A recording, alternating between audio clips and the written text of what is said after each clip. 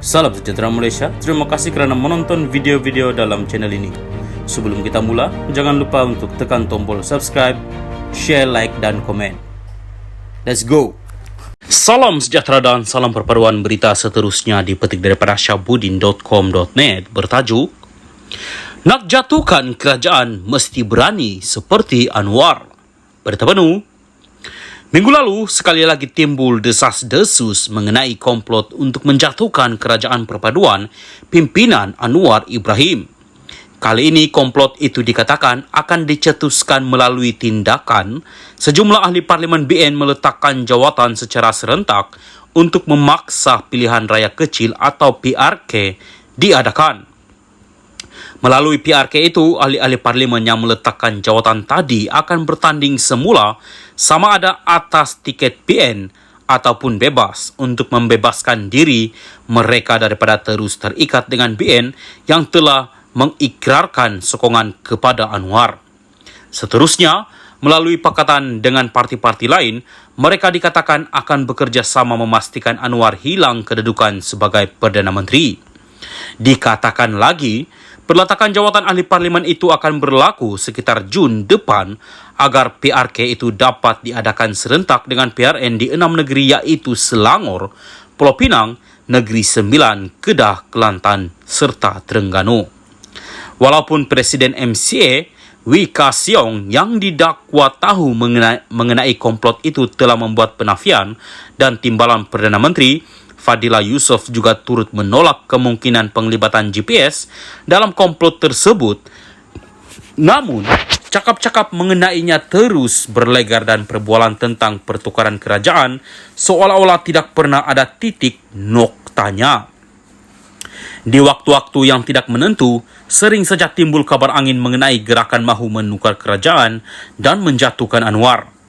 Begitupun apa yang ketara, meskipun sudah beberapa kali tercetus berita mengenai perkara itu, yang muskil sekali ialah tidak diketahui siapa ketua yang merancangnya dan tidak disebut juga siapa calon Perdana Menterinya. Baik ketika Hadi Awang, Tun Mahathir Mohamad atau pihak lain yang bercakap mengenai hasrat untuk menukar kerajaan, mereka juga tidak menamakan siapa calon Perdana Menteri yang bakal diangkat untuk menggantikan Anwar. Dalam komplot terbaru yang tercetus minggu lalu, meski dilaporkan bahawa Mahyadin M.D. Yassin akan jadi Perdana Menteri, kiranya perancangan itu menjadi kenyataan, tetapi Presiden Bersatu itu sendiri tidak pernah mengia atau menafikannya sehingga sekarang. Bahkan berdasarkan gerak-geri politiknya yang terlihat sejuk sejak kebelakangan ini, ramai yang sudah hilang keyakinan terhadap Mahyadin. Bagaimana seorang yang sejuk dan semacam tidak mengetuai sesuatu gerakan menjatuhkan kerajaan mahu dijadikan Perdana Menteri? Lagipun beliau ada kes mahkamah sekarang ini, menonjolkannya sekali lagi sebagai calon Perdana Menteri mungkin akan menyebabkan wujudnya gelombang penolakan yang ketara daripada ahli-ahli parlimen sendiri. Dalam masa yang sama, walaupun diketahui bahawa Tun Mahathir memang mahu menjatuhkan Anwar, tetapi beliau sendiri tidak boleh dinamakan sebagai calon Perdana Menteri kerana bukan merupakan ahli parlimen.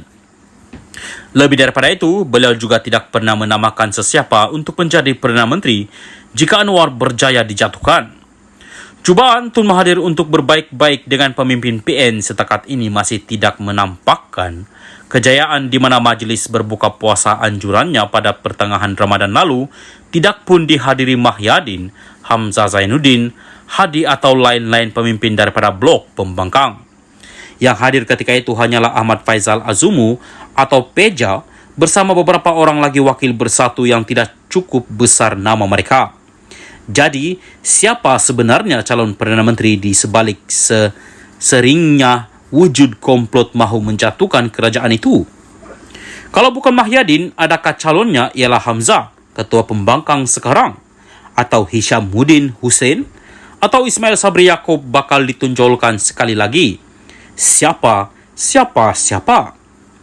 Tidak kira bagaimana dan bila gerakan mahu menjatuhkan kerajaan itu mahu dijadikan kenyataan, serta sama ada ia benar-benar mampu atau tidak menjadi realiti, salah satu faktor penting menjayakan perkara seperti ini ialah siapa ketua yang merancang dan siapa calon Perdana Menterinya.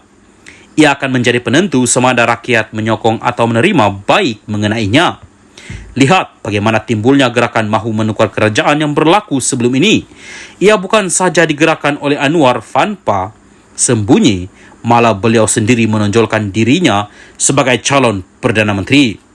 Meskipun gerakan itu tidak pernah menjadi kenyataan, namun setiap kali ia timbul dan menjadi bahan berita, keterujaan rakyat terlihat amat ketara. Sebab itu, di sebalik cubaan menukar kerajaan tidak berjaya, Anwar melalui PH telah disokong rakyat dengan mendapat jumlah kerusi paling banyak dalam PRU 15 lalu, yaitu sebanyak 82 kerusi parlimen. Seterusnya bergabung dengan BN, GPS, GRS, Warisan dan lain-lain untuk membentuk kerajaan perpaduan. Dalam erti kata lain, untuk menukar atau menjatuhkan kerajaan melalui apa jua gerakan politik, ketua gerakan tersebut dan siapa calon Perdana Menterinya mestilah jelas dan tidak disembunyikan. Orang itu mesti berani menonjolkan diri sebagaimana beraninya Anwar sebelum ini.